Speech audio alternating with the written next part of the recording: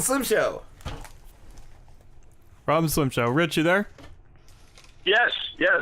Rich Goeckel, how you doing, man? I'm gonna give you a warning because we had a guy have us take a video down when we did this. Yeah. I haven't ate anything today, so our intern showed up late and he ordered some McDonald's. So I'm gonna do your interview while eating a McDonald's double cheeseburger. If you're cool with that.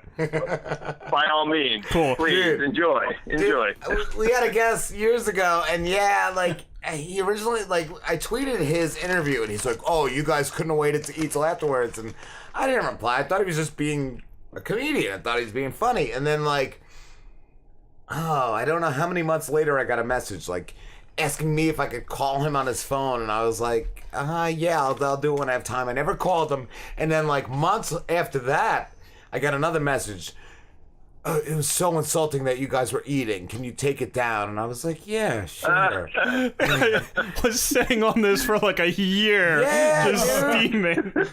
This guy was... You know what? I might join you. I haven't had dinner yet tonight, so I have a what do I have? A burrito bowl waiting for myself in the refrigerator there. So maybe we could sound like a couple of cows talking to each other. Rich, you're a comedian. You're in Mass, correct? Yeah, that's right. Yeah, I live in Western Massachusetts. Okay, but are you originally from there, or are you from Jersey? No, neither. Coincidentally, I'm actually originally from Pennsylvania, and what happened was I met a Jersey girl. I moved out there. I was there for 9 years. I loved New Jersey. I lived right near the shore, and it was really heaven living there. That's the first time I've ever described something using the word heaven, by the way, so enjoy. It was heavenly. Yeah, so I moved there and then got divorced, and now here I am in Massachusetts. So it wasn't that heavenly. Exactly. Which when you started comedy, where did you start? I actually started not long ago. I started just about 4 years ago, and I was here. I was living a little bit closer to the Boston area at the time, and my wife was nice enough to, for my birthday, she got me she signed me up for a comedy class. So I went, and our showcase, coincidentally, was actually 4 years ago tonight. So, this is some kind of anniversary. I don't know. But that was the first time I was ever on stage. Nice. And just kind of ran from there. Awesome.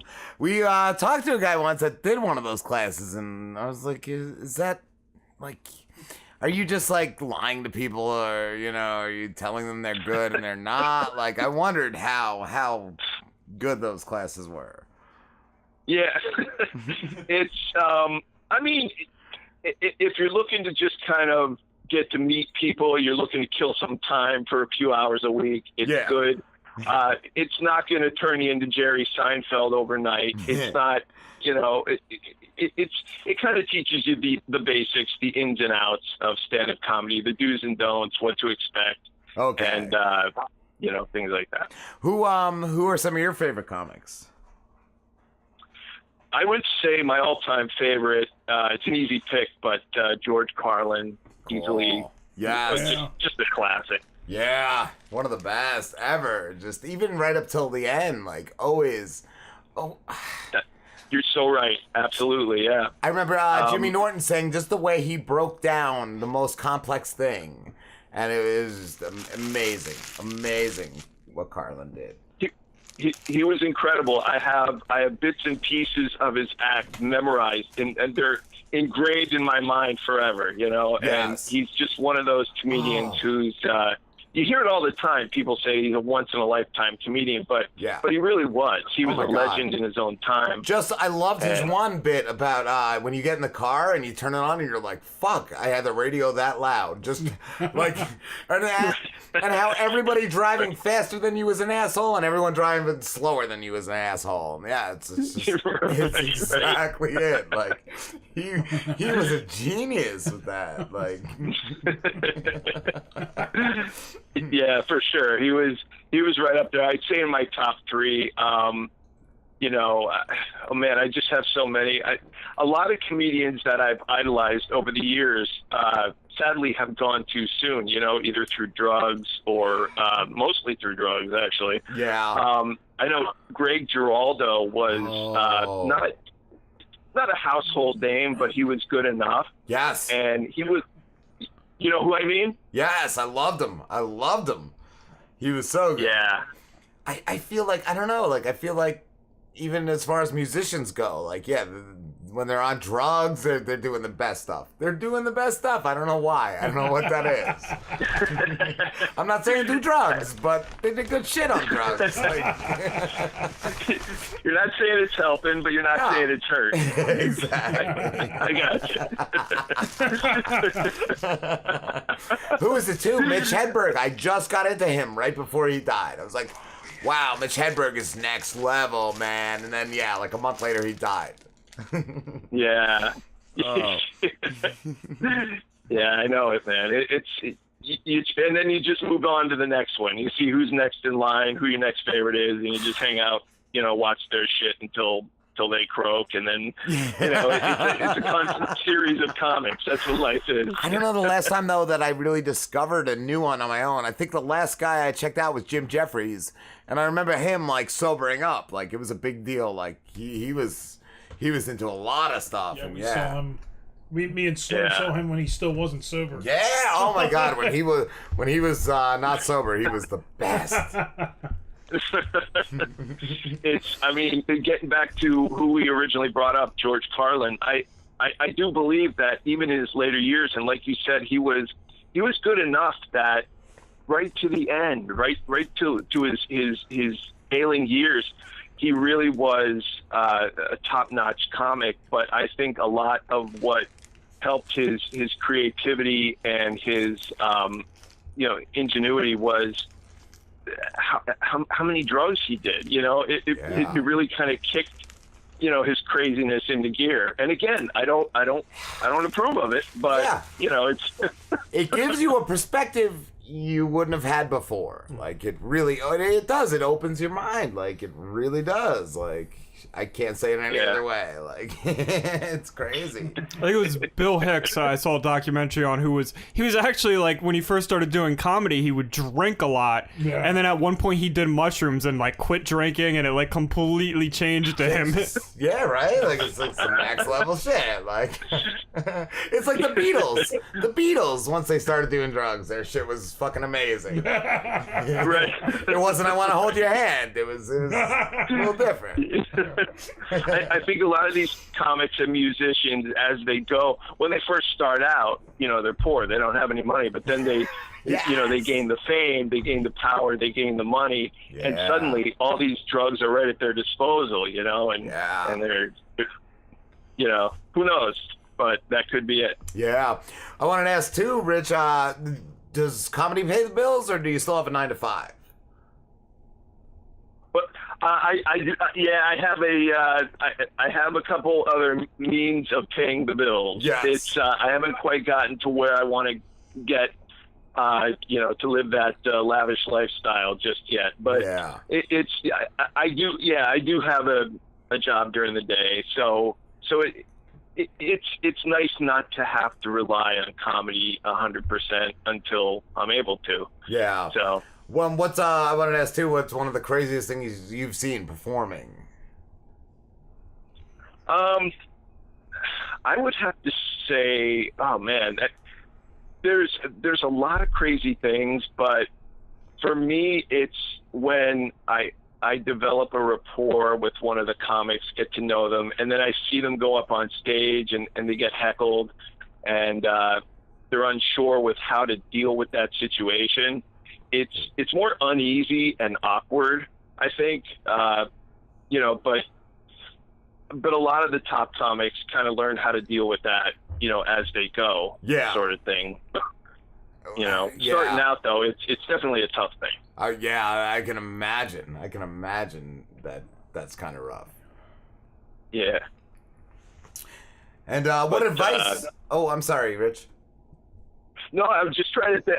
I think you were probably asking that question to get a humorous answer. So I was trying to do that as well. That's any answer. It's your answer. I love it. I was going to ask, too, what advice you would give to somebody just starting in comedy? What was that? I'm sorry. What advice would you give somebody like just starting out in stand-up? I just to write. I mean, just to use your imagination, sit down, give yourself a certain allotted amount of time during the day, and write. No matter what it is, no matter what you're thinking, just put it to paper. Cool. And just keep writing and turn that raw material into more specific sort of, turn it into an act. That's the best thing you could do. I was gonna say, it seems like you're pretty active with that because I see just your Twitter, like the way you tweet, like, and it's pretty much every day, right? I try to. I mean, it's social media, and it kind of weighs on your nerves a lot of times, and so I mean, yes, I pay attention to it. I try not to get too caught up with it. There's, and I don't want to say who this is, but I see a certain doctor or next to his name is MD, and he's tweeting every hour or two on the hour, and I'm thinking to myself, please, God, don't let me end up with this guy as my doctor. He's tweeting. He's supposed to be saving my life. And he's doing open heart surgery and just tweeting. Right. We'll get back to that blood vessel in a second. Hold on, I got a hot trend here. My followers need something right now. Like, there's just a guy sitting with like a needle sticking out of his arm, and the doctor's over there. Hold on, I'll take that out in a minute. Right. I gotta just Twitter. I gotta good tweet in mind. I gotta do this. Yeah. No, dude. Sometimes I'll go days. I'll retweet on a daily basis, but yeah, sometimes I go like days without tweeting. Right. Yeah. It's as a comic too. It's interesting because now it's hard to be a comic these days and not touch in one way or another on politics, and I certainly don't want to get into this, but pre our current president, it was easier to make jokes without releasing whether you're Republican or you're a Democrat. Yes. But now it's kind of, if you're making a joke, it's going to be revealed. You're going to know who's who. It's never been more like it's weird nowadays. Like, yeah, you really can't like go one way or another without people bashing you from one side. Yeah, exactly. It always turns ugly. It really does nowadays. Like, I know it's always been said, don't talk about religion or politics, but now it's crazier than ever. Right. Yeah, it's, but how can you not? I mean, I mentioned, I usually save Twitter for a lot of my topical jokes, but then when I'm on stage, it's more personal because that's what I was going to ask. You never know who's reading the material on Twitter, so I'm a little, cautious with what I write. You know who's at your shows. Yeah. Gotcha. Yeah, right. Yeah. That's true. Do you have any upcoming projects or gigs you want to talk about? Well, right now I'm doing a lot of writing, and I'm looking to launch my YouTube channel, hopefully within the next month or two. So, and I'm usually when I'm performing, I'm here in Massachusetts. So if you're in the area, whether it's Western Mass or somewhere in Boston, I'm always around. I'm always performing. And, just if you want to join my Twitter, I try to keep people laughing. And, I'll let you know where I'm going to be from week to week and day to day. I haven't been doing that, but I'm looking to get more in the habit of doing that. Cool. And what kind of stuff do you do in your act normally? Is it political? Is it topical? Like, what kind of stuff? it's more topical. I mean, if I could throw in some, material that is kind of, hits close to home, something that happened to me recently, I'll always throw that in there because, especially, I'm not above doing the open mic nights. I still go, and just to sort of try out new material that way. But a lot of what I do is just pertaining my life one way or another. Just shit that, I don't know, it's happened to me. Happens, or my you wife, find my dog. amusing. Yeah. Nice. Oh, shit, I just had a question. I just lost it. Oh, man. I like that your comedy is something that happened to you recently, though, because our intern, the Slamborghini, he wants to be a stand-up, but he only has one joke that happened like years ago. Oh, yeah. Really? Yeah, I got something. Yeah, it's, but, Let's hear it. It was the girl, he had to sneak out of his window. yeah. She got stuck in the window. But she got stuck because she was plump. She had a big ass. Meanwhile, my buddies out in the living room, like, they hear what's going on. Yeah, because he didn't want his buddies to know. No, not me. She didn't want my buddies because he knew. Was she with one of them previously? Oh, so somebody No. that showed up at the house knew your girlfriend or your fuck buddy, I was just fucking the girl you were fucking, and she was embarrassed that he was there. So instead of like, Oh my God. she tried to get out the window, and I'm like, But she got stuck like finally Winnie the she's Pooh. like, yeah, exactly. So finally she's like, fuck it, and like we go out, and my friend's just sitting there just giggling, like he's doing this cute, like he's just Was she naked stuck in the window? That would have been no, better. but that would have been funny. Yeah. I would throw that in there. If she was like in her underwear. Or just, No, it wasn't like that. But yeah, That's I could great. probably write that. I hope she's like in the audience when you tell that. I hope not. This is the reason one day he's gonna get big. He's gonna land like a big Comedy Central like gig. Yeah. This girl's gonna be attacking him hard. Oh man.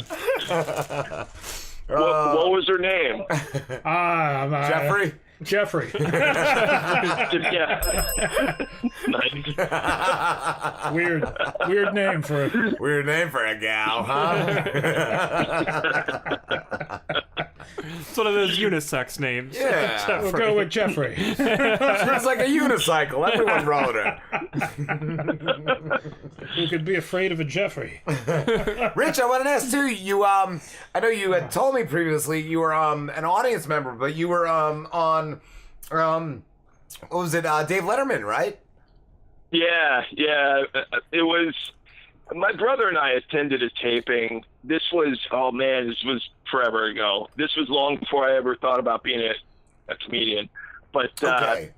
yeah, we showed up and we were lucky enough to have front row seats, and Dave during his monologue made his way down to us, and I shook his hand, and then it kind of went from there, and I was on the show, and I was paid for it, and it was a whole thing, and it was like maybe the single greatest night of my life. Dude, and it that was is really cool. it was really cool. I was gonna say I ran into him. I don't know about your interaction with him, but I ran into him once. I was in high school. We went to Taco Bell for lunch, and he was there shooting a skit. And just like you said, like he shook our hands. He said hi to us. He like made you feel like he genuinely appreciated you as a person. Like he was a very cool dude to just meet. Yeah, no question. He was, I mean, more than a comic to me. He was, a talk show host, but he was somebody I certainly looked up to in the world of comedy as well. And you mentioned he shook your hand. He was probably willing to do so in your case. In mine, he was right in front of the monologue, and I kind of bullied my way in front of him, and it was sort of a spectacle, and he went off on me. But And it kind of like ballooned from there, and I was kind of his puppet, for the rest of the show. He just don't get me fucking wrong, you. I got a couple digs in too, but he was, he's the man. So Yeah. That's when he had first started, like, I never liked Jay, I never liked Leno, but I don't know, towards the end I loved Leno. I don't know what it was. Like I kind of switched. Yeah. I kind of switched camps on that one. Yeah, I do like Leno. Yeah. Yeah, Leno really came around. I thought in the Later his years. closing years there, Yeah. he was good. I really felt like that. Like, yeah, right. Like, they already announced his leaving, but like he really started to shine that last couple seasons. I was like, oh my god, now I love Leno. And Dave, you could tell. Dave just kind of wanted out of it. Like, Oh yeah, Letterman. he was tired. Yeah. Yeah, that's. I mean, you could just tell he wants to be his own man now. He's got a beard down to his fucking kneecap. Ooh, can I say that? Sorry. Yes. But, cool. All right. Nice internet. All right. Yeah. Fucking rocks. But he's got a long beard now, and he's carrying himself like he just doesn't give a shit, and he doesn't want to listen to the rules anymore. And I think that's probably what he should have done during his show. I thought, maybe. You just gradually see him losing his mind, like, yeah, just falling apart, like not giving a fuck, like that would have been awesome. Dave was always like real hip too, as far as music and shit went. Yeah. I think the first time I ever saw the Smashing Pumpkins back in the day, and then I saw like Die Antwoord years later on his show. Like he always had some Yeah, he always had the good music. cool ass musical acts. Yeah. Yeah, no doubt. He had some fantastic bands on the show. And like I said, just like first time hearing these bands, like it was super cool. Super Yeah, I cool. would always just like tune in just to see the bands. Just for the on music show. act. Yeah. Yeah. Yeah. He always played it at the what was it, like last 10 or 15 minutes of the show, but it was definitely worth like staying up for and watching. Yeah. And yeah, I mean, he turned a lot of no-name bands that were just, playing in alley bars into big names that ended up, making it on the bigger and better things. Yeah, So, he's couple months later, you see him on SNL type of thing. Yeah. It's almost like he put on what he liked. And Yes. Like, even if it was like a no-name guy, he put it on. Like, Exactly. Yeah. Yep. I respect that. Definitely. Yeah, he had good taste in music for sure. Yes, absolutely. Rich, we have to wrap this up, dude, but thank you so much for talking to us. My pleasure, guys. Thanks for having me. Anytime, man. And where can everybody find you? You can find me at Twitter. My handle is at Rich, RICHGOE. Oh, no, there's an underscore in the middle of that. Don't forget that. GOECKEL. Awesome. And I'll be there for you. Cool, man. Thank you, brother. Thank you, guys. Have a good night. You too. what are you going?